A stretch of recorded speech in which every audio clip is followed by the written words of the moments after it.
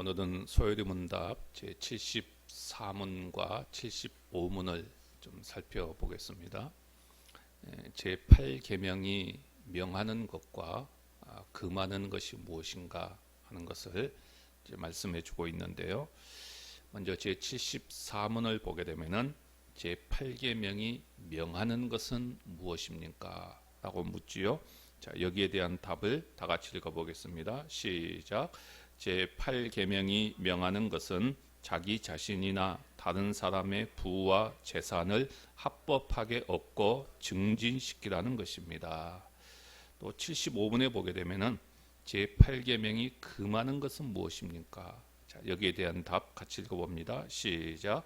제 8계명이 금하는 것은 자기 자신이나 다른 사람의 부와 재산에 부당하게 손해를 끼치거나 손해 끼칠 만한 일을 하는 것입니다. 아멘.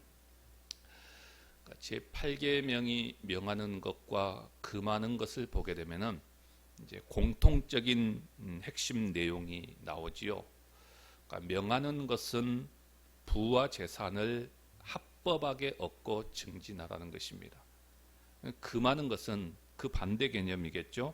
부와 재산을 부당하게 손해를 끼치지 말라는 것이죠.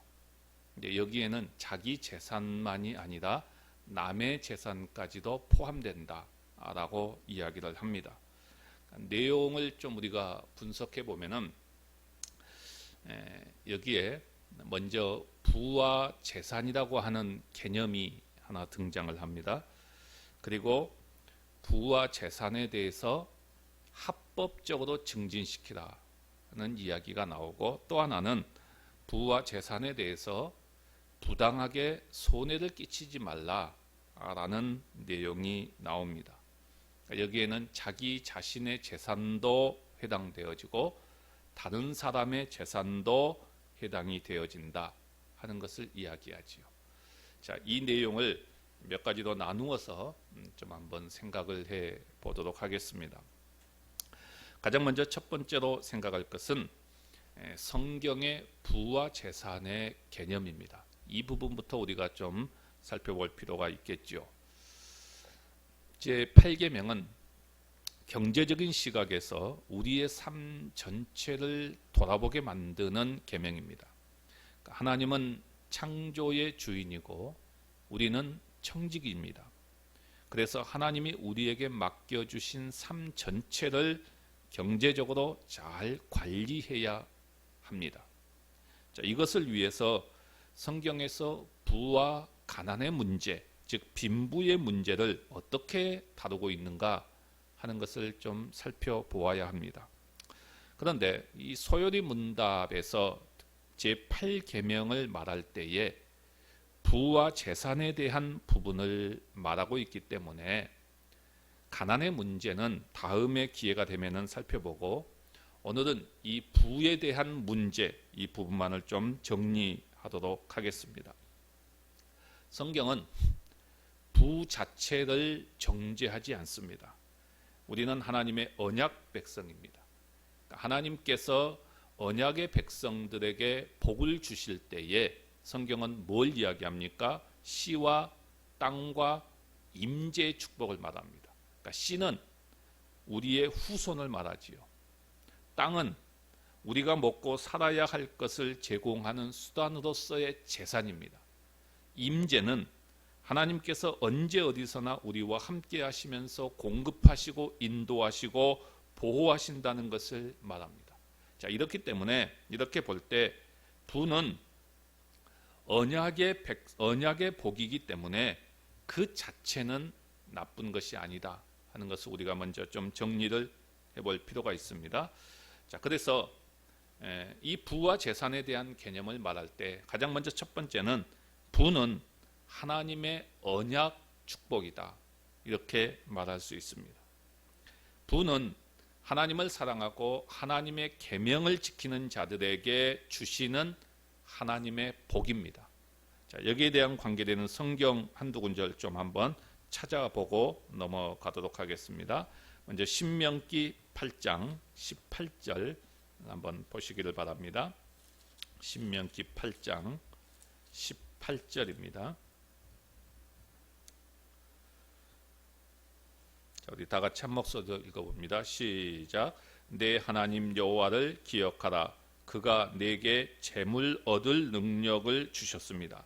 이같이 하심은 내 조상들에게 맹세하신 언약을 오늘과 같이 이루려 하심이니라. 아멘.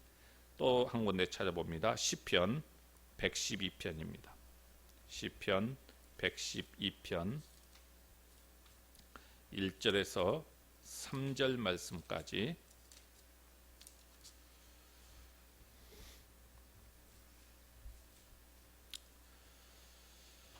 다 같이 읽어봅니다. 시작. 할렐루야. 여호와를 경외하며 그의 계명을 크게 즐거워하는 자는 복이 있도다. 그의 후손이 땅에서 강성하며 정직한 자들의 후손에게 복이 있으리로다. 부와 재물이 그의 집에 있으며 그의 공의가 영구히 서 있으리로다. 아멘. 예, 그렇죠. 이 하나님을 사랑하고 하나님의 계명을 지키는 자들에게 주시는 하나님의 복으로서 부를 이야기하고 있습니다. 그런가 하면 부와 가난이 하나님으로부터 온다고 이야기합니다. 사무엘상 2장 7절에 보면은 여호와는 가난하게도 하시고 부하게도 하시고 낮추기도 하시고 높이기도 하시는도다 라고 말하지요. 욥도 욥기 1장 21절에서 동일한 고백을 합니다. 이처럼 부 자체는 하나님의 언약 축복입니다. 두 번째로는 부는 인간의 노력의 결과다라고 정리할 수 있습니다. 앞에서 부가 하나님의 언약의 축복이라고 해서 하나님이 다 하시고 우리는 손 놓고 있으면 되느냐? 아니라는 것이죠. 하나님은 사람의 노력을 통해서 부를 주신다라고 분명히 또 말씀하고 있습니다. 특별히 솔로몬은 잠언에서 부지런히 노력하는 사람이 부해진다 하는 사실을 강조하고 있죠. 그러니까 성경은 한쪽 면만을 말하는 것이 아니라 다 양쪽 다를 이야기합니다. 부가 인간의 노력의 결과라고 하는 사실을 좀 우리가 잠언서에서 한번 좀 찾아보고 넘어가겠습니다. 자, 잠언 10장 한번 보시길 바랍니다. 잠언 10장 4절 말씀 우리 다 같이 읽어봅니다. 시작. 손을 게으르게 놀리는 자는 가난하게 되고 손이 부지런한 자는 부하게 되느니라. 아멘. 또 11장 16절 말씀 시작. 유덕한 여자는 존용을 얻고 근면한 남자는 재물을 얻느니라. 아멘. 자, 12장 24절 시작. 부지런한 자의 손은 사람을 다스리게 되어도 게으른 자는 부림을 받느니라. 13장 4절 시작. 게으른 자는 마음으로 원하여도 얻지 못하나 부지런한 자의 마음은 풍족함을 얻느니라. 21장 5절 자, 같이 읽습니다. 시작. 부지런한 자의 경영은 풍부함에 이를 것이나 조급한 자는 궁핍함에 이를 따름이니라. 아멘. 자, 이 잠언서를 쭉 보게 되면 분명하게 이야기하지요. 부는 인간의 노력의 결과다라고 말합니다. 자, 하지만 우리가 살아가고 있는 이 세상의 현실적인 세상에는 구조적인 문제도 있습니다. 이것은 타락한 인간들이 살아가기 때문에 이 세상의 구조 자체가 우리가 부지런히 노력하고 부지런히 일한 만큼 재산을 얻을 수 있는 그러한 세상이라고 한다면 얼마나 좋겠습니까? 그러나 타락한 인간들이 살아가는 세상이기 때문에 부를 얻기에 어려운 구조적인 문제도 있다는 것을 우리는 인정해야만 합니다. 그럼에도 불구하고 우리는 노력하는 모습이 있어야 하지요. 세 번째는 성경에는 경건한 부자들이 많이 등장하는 것을 보게 됩니다. 아브라함이 부자였지요. 야곱도 부자였습니다. 욥은 당시 중동 최고의 갑부였습니다. 그러니까 성경은 부자를 죄인 취급하지 않았습니다. 부 자체는 하나님이 주신 복입니다. 부자가 되는 것도 죄가 아니고 물질의 복을 소원하는 것도 죄가 아닙니다. 물질의 복을 누리는 것도 죄가 아니지요. 예수님도 부자들과 식사를 하셨고요. 또 한 여인이 고가의 향유를 자신의 몸에 부은 것을 칭찬을 하셨습니다. 다만 부의 위험과 함정을 경고하지요. 그리고 부에 집착하는 것을 경계합니다. 우리는 하나님과 재물을 겸하여 섬길 수 없다고 하면서 재물이 우상이 될 수 있음을 경고하지요. 그리고 보물을 하늘에 쌓아두라고 하면서 그 재물을 잘 사용할 것을 말하지요. 잘못 사용하면 도둑질 당할 것을 말합니다. 사도 바울도 부자가 되려고 혈안이 되어 있는 사람은 함정에 빠진다라고 경고합니다. 그러니까 돈이 일만하게 뿌리가 아니라 돈을 사랑하는 것이 일만하게 뿌리라고 말하지요. 돈을 사랑하는 사람이 믿음에서 떠나 많은 근심으로 자기를 찌른다고 말합니다. 그러니까 부자가 되는 것이 죄가 아니라 부의 희망을 거는 것이 죄라고 말합니다. 그러니까 이것이 부와 재산에 대해서 성경이 말하고 있는 내용들입니다. 자, 이처럼 우리가 이 8계명을 살펴볼 때 가장 먼저는 이 부와 재물에 대한 개념을 우리가 좀 한번 말씀을 드렸고요. 자, 이제 두 번째로 생각해 볼 것은 이 8계명의 구체적인 내용으로 들어가게 되면은 자기 자신의 부와 재산을 합법적으로 얻으라, 증진시키라 라고 말하지요. 자기 자신의 부와 재산을 합법적으로 증진시키라 라고 말합니다.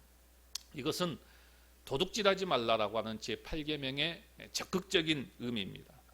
그러니까 부와 재산을 증진하되 합법적으로 하라는 것입니다. 그러니까 불법적으로 하지 말고 합법적인 테두리 안에서 증진하라는 것입니다. 자, 그렇다면 어떻게 합법적으로 자기 자신의 부와 재산을 증진할 수 있을까요? 여기에 대한 핵심이 무엇일까요? 노동인 것이죠. 노동입니다. 노동은 하나님의 창조 명령입니다. 그러니까 하나님께서 인간을 창조하시고 생육하고 번성하여 땅에 충만하고 땅을 다스리라고 명령하셨습니다. 그러니까 땅을 다스리려면 노동을 해야 합니다. 그렇죠? 그러니까 최초 인간의 삶의 터전이었던 에덴 동산은 놀고 먹는 장소가 아니었습니다. 놀이터가 아닌 최초의 일터였지요. 그래서 창세기 2장 5절에 보면은 땅을 갈 사람도 없었다라고 말합니다. 땅을 갈 사람, 갈이라고 하는 단어가 바로 아바드라고 하는 단어입니다.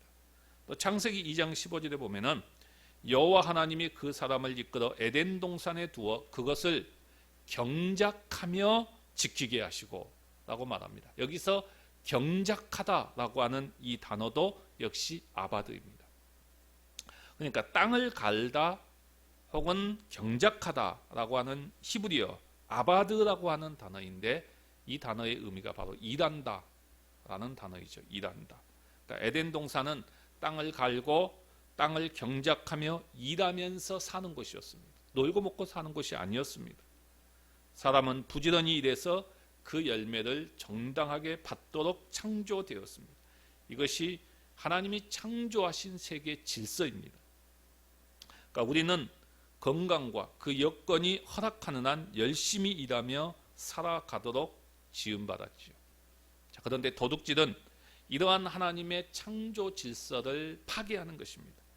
그래서 땀을 흘리지 않고 소득을 얻는 것, 이거 역시 도둑질이라는 것이죠. 그러니까 다른 말로 표현한다면 다른 사람이 애써서 이루어 놓은 결과들을 훔치는 것이죠. 이게 도둑질이죠. 그러니까 이러한 행위는 근본적으로 파고 들어가게 되면은 하나님의 창조 질서에 어긋나는 것입니다. 하나님도 일하셨지요. 우리도 역시 일하고 그 결과로서 살아가는 것입니다.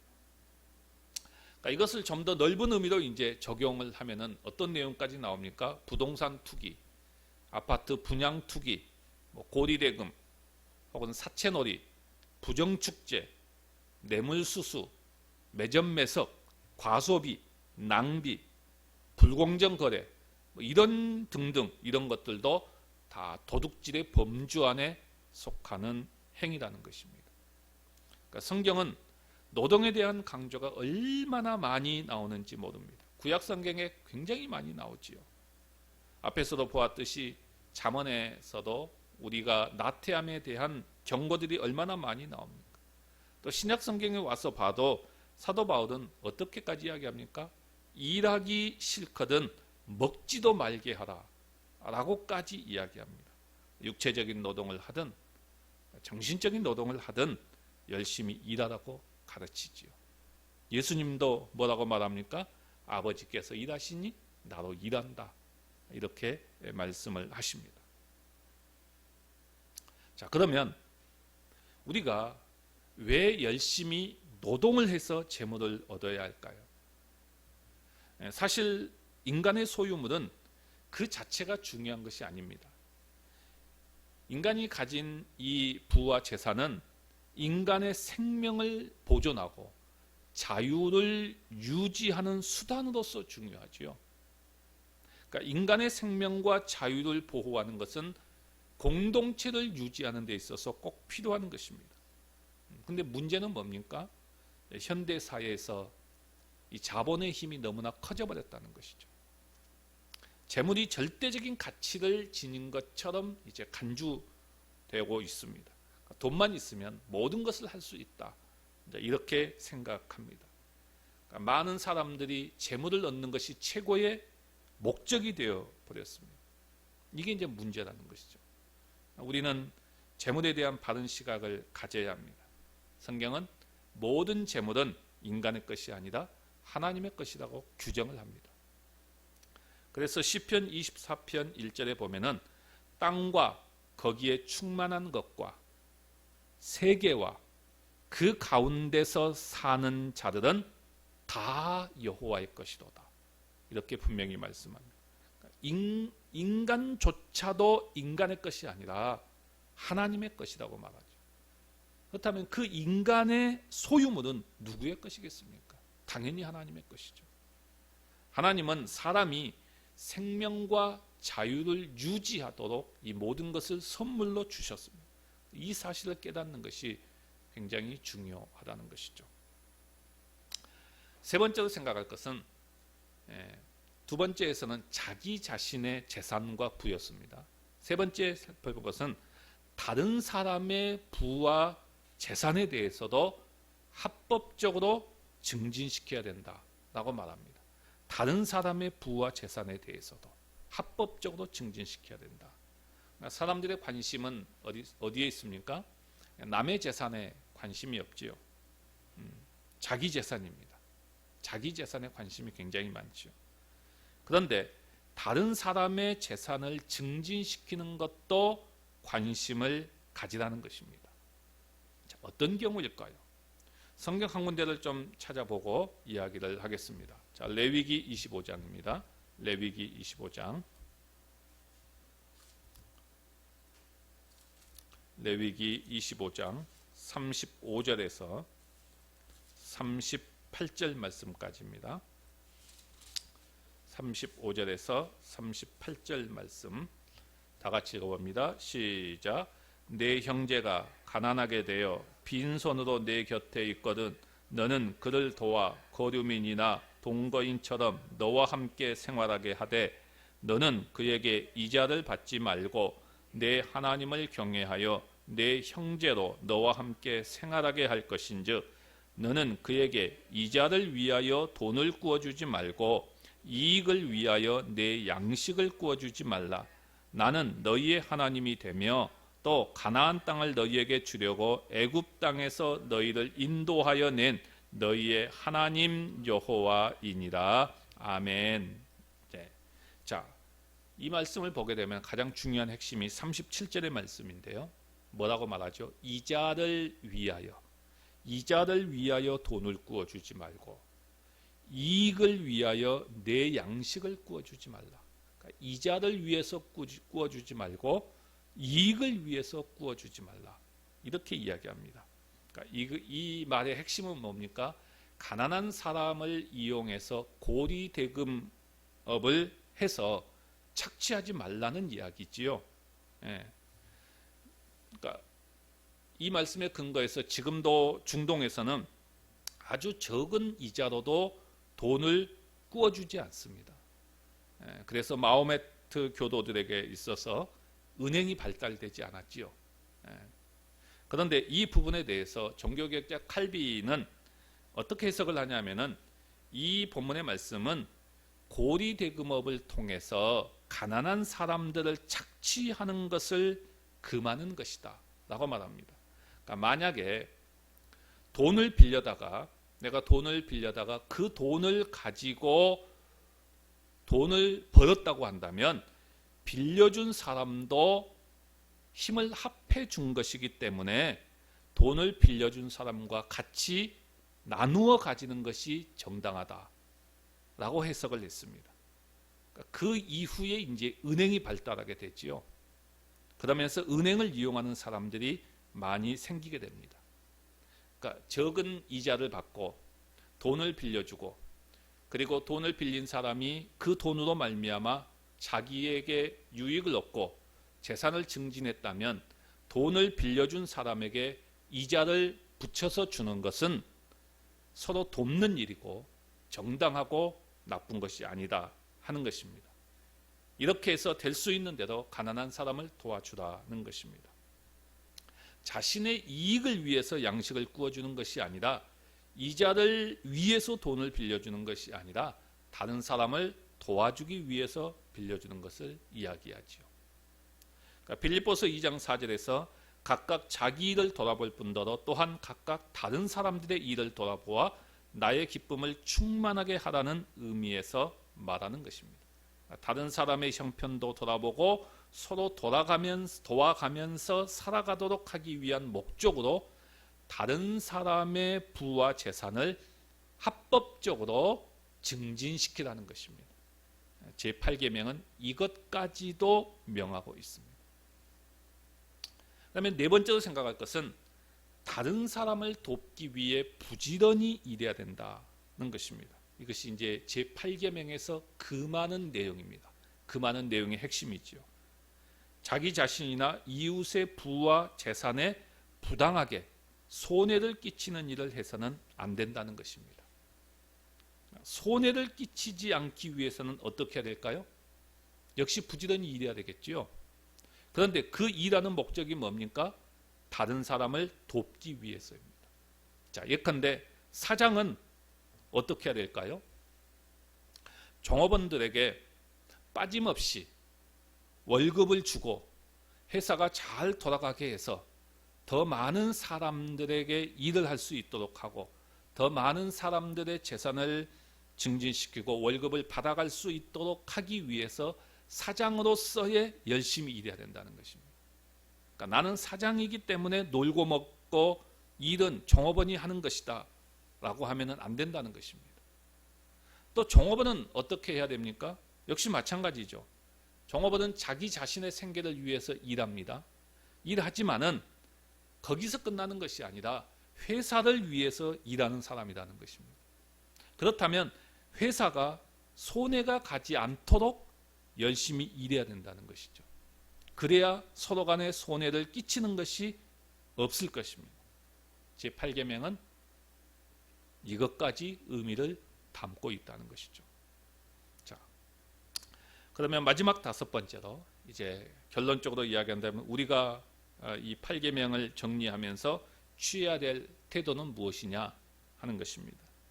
가장 먼저 제8계명에서 말하고 있는 것처럼 재물은 정당한 방법으로 얻고 소유해야 한다는 것입니다. 이를 위해서 노동의 신성함, 노동의 중요성을 분명하게 깨닫고 열심히 일하는 자들이 되어야 합니다. 그러니까 나만 부와 재물을 소유하려고 하지 말고 다른 사람의 부와 재물도 증진할 수 있도록 도와줘야 되고 더 중요한 것은 재물을 의지하지 말고 자족하는 삶이 있어야 된다는 것이죠. 또한 무엇보다도 청지기 정신입니다. 청지기 정신은 이 세상의 모든 만물이 하나님의 것이며 인간은 하나님이 맡겨주신 것을 관리하는 존재에 불과하다는 것입니다. 그러므로 재산 자체에 집착하지 말고 언제든지 하나님께 돌려드릴 마음의 준비를 갖추고 주어진 일에 최선을 다하는 것입니다. 이것이 청직이지요. 이 자세를 우리가 분명히 가져야 된다는 것이죠. 땀과 노력이 없는 불로소득과 나눔이 없는 독식은 도둑질이라는 것이죠. 우리는 단순히 도둑질하지 말라라고 하는 이 소극적인 측면에서만 머무르지 마시고 이 8계명의 적극적인 의미의 자리에까지 나아가는 우리 모두가 되시기를 주님의 이름으로 간절히 바랍니다.